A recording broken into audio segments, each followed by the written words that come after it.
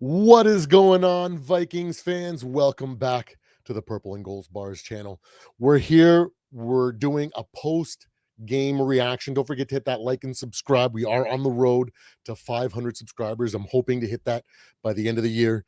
But I would be remiss not to do a post game reaction. Now, mind you, I actually missed most of the game. I was at church, so I only started watching the game from like the 13-minute mark on the fourth quarter. So it's going to be difficult for me to give you guys a solid, concrete analysis and take some hard stances on anything.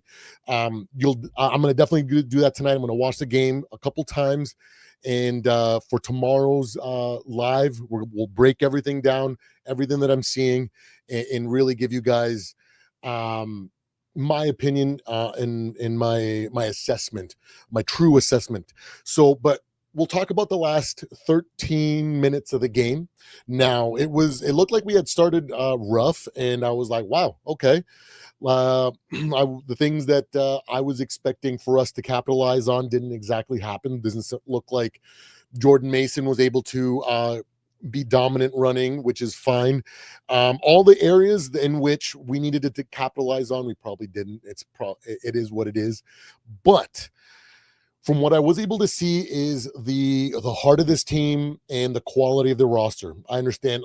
I will come to find out later after I started watching that we had our center go out again, and then our right tackle. So that makes a big factor. Again, injuries playing a factor, which is no excuse, but it is something to understand.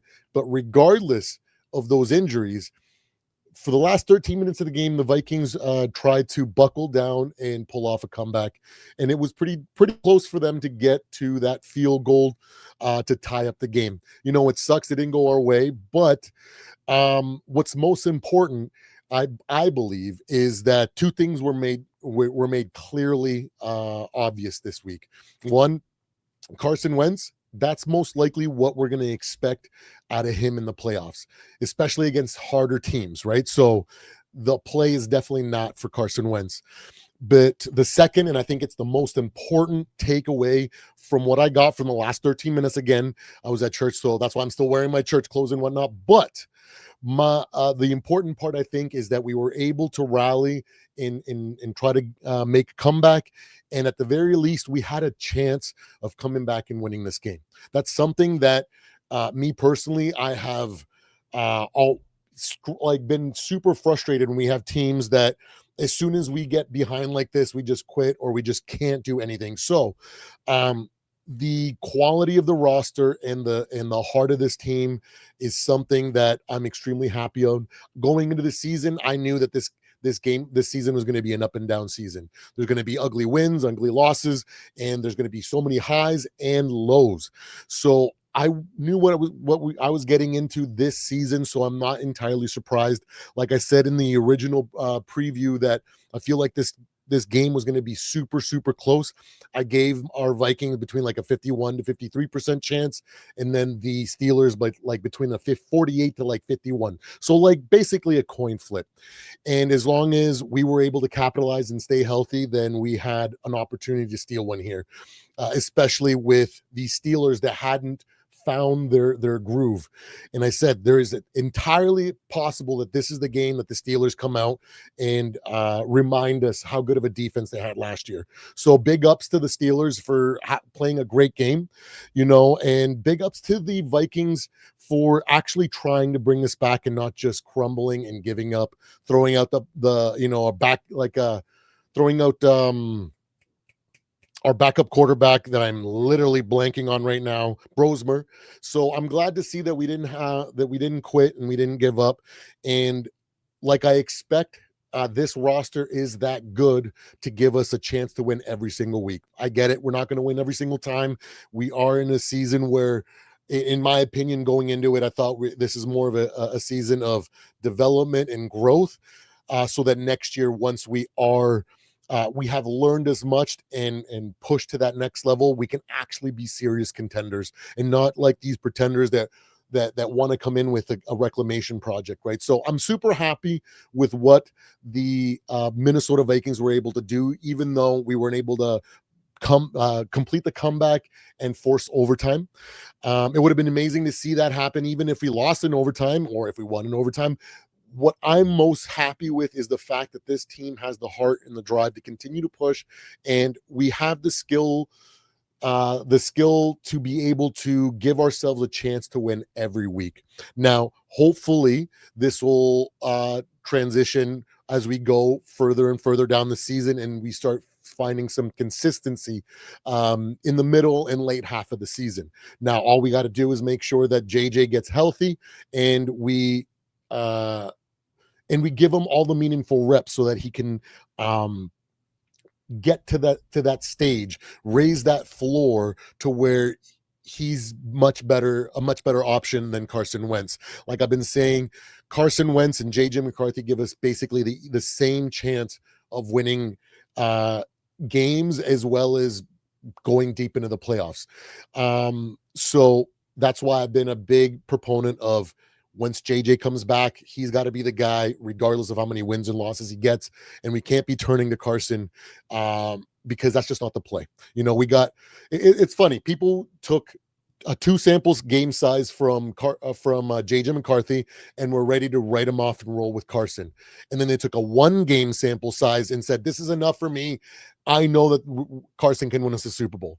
So again, when you try to draw conclusions from a small sample size, you're only going to find randomness masquerading as meaning. The season is still young.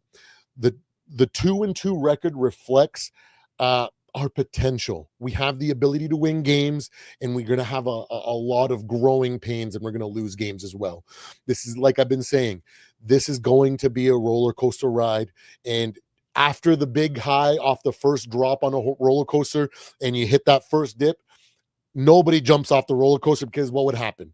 It wouldn't be too good for you, right? So you got to just sit back, enjoy the lows as much as they suck, and then enjoy the highs when they come, because that's the type of team that we have. And going forward, I am more convinced, just by watching us attempt that comeback, that we have the ability to give ourselves a credible chance week to week to win each game. Going forward, I know JJ McCarthy is only supposed to be taking scout team reps this week, so it's very unlikely that he starts next week, but it'll be nice to see what he can do after the bye, when he's fully healthy after a full 2 weeks of preparation, and see what the young man can do going forward, because that is the real and only path that we have in order to get to ourselves to a position where we can actually contend in the playoffs and even make deep playoff runs. So I wish I was able to give you guys a more concrete analysis. Again, I didn't get back from church until there was 13 minutes left after in the fourth quarter. So I will give you guys a full analysis tomorrow on tomorrow's show. I'm going to be watching the game probably at least 3 times, and looking to keep an eye on multiple different areas so I can make a valuable assessment for you guys. So stay tuned for tomorrow's live. That way we can go over that. And again, big ups to the Vikings for trying to make a game out of it and giving us a chance, and big ups to the Steelers for shaking off that rust and coming out strong and holding off for the win. It's only the beginning, guys. We're 2-2. It could be worse. We could be 0-4. And the fact that we have a chance, and that we have a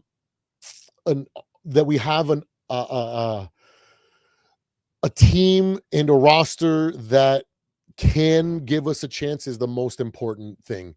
I really wish I could give you guys a stronger opinion, because I haven't watched the game, but I do promise on tomorrow's live I will go through that in depth. I'm going to call it there, because I don't want to jump into the box score or try to drive meaning out of numbers when I haven't actually seen it play out. So until tomorrow, we'll just leave it there. I really appreciate your guys checking in and tuning in on this live. And I will see you guys tomorrow. Don't forget to like and subscribe. We are on the road to 500 subs. I hope to hit that by the end of the calendar year. And again, Skol Vikings, it's just the beginning, guys. Just like it's all just remember this, it's the storm is always the worst before it breaks. So don't worry about the turmoil and the stuff that we're going to face in the first half of the season. It was to be expected. We will be back. We will have more highs, and I bet you we're going to have some really big highs this year that will make all of this go away.